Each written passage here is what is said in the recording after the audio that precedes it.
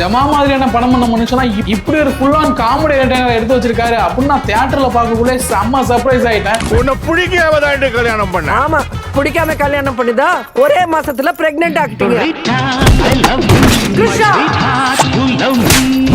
இப்ப தியேட்டர்ல ரன் ஆயிட்டு இருக்க அன்பே டயானா படத்தை பத்தி தான் இந்த வீடியோ பார்க்க போறோம். இந்த படம் எப்படி இருக்கு, என்ன கதை அப்படின்லாம் தெரிஞ்சுக்கிறதுக்கு முன்னாடி மறக்காம நம்ம சேனல்ல சப்ஸ்கிரைப் பண்ணிடுங்க. படத்தோட கதையை பற்றி சிம்பிளாக ஒன்லைன்ல சொல்லணும் அப்படின்னா, ஒரு தெலுங்கு ஃபேமிலியில் பிறந்து வளர்ந்த பையன் ஒரு ஆங்கிலோ இந்தியன் கேலை லவ் பண்ணுறான். அதுக்கு அவன் வீட்டில் குறிப்பாக அவங்க அம்மா கிட்டேருந்து பெரிய எதிர்ப்பு. இதுக்கு பிறகு என்ன நடந்தது, அவனோட லவ் சக்ஸஸ் ஆகிட்டா இல்லையா அப்படிங்கிறது தான் மீதி கதை. குறிப்பாக பார்த்தீங்கன்னா அந்த படத்தோட செகண்ட் ஹாஃப்ல இருக்க அந்த காமெடி சீக்வன்ஸ்லாம் பார்த்தீங்கன்னா தியேட்டரில் நல்லாவே ஒர்க் ஆனிச்சு அப்படின்னு சொல்லலாம். அது மட்டும் இல்லாமல் நம்ம பரிதாபங்கள் கோபி இருக்காருல்ல, அவர் வந்து பார்த்தீங்கன்னா அந்த பெங்களூர் பாபா அப்படிங்கிற ஒரு கேரக்டர் நடிச்சிருப்பாரு. வேற லெவலில் மனுஷன் பண்ணியிருப்பான். அது மட்டும் இல்லாமல் அந்த கிளைமேக்ஸ்ல ஒரு காமெடி சீன்ஸ் இருக்கும்.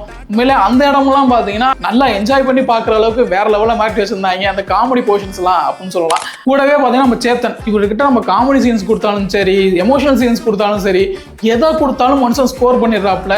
இந்த படத்தில் இவரோட கேரக்டருங்கிறது ரொம்ப நல்லாவே இருக்கும். பார்க்கக்குள்ள நம்மளுக்கு இப்படி ஒரு அப்பா இருக்கக்கூடாதா அப்படிலாம் தோன்ற அளவுக்கு பார்த்தீங்கன்னா ரொம்ப ஜாலியான கேரக்டராகும். அதே மாதிரி எமோஷனல் சீன்ஸ்லையும் சும்மா பிச்சு படல் எடுத்திருப்பாரு அப்படின்னு தான் சொல்லணும். வேற லெவலில் மனசு பண்ணியிருக்காப்புல. அதே மாதிரி நம்ம ரோஜா ரொம்ப நாளைக்கு பிறகு நம்ம ரோஜாவுக்கும் பார்த்தீங்கன்னா ஒரு ஃப்ரெஷ்ஷான கேரக்டர் கொடுத்துருக்காங்க.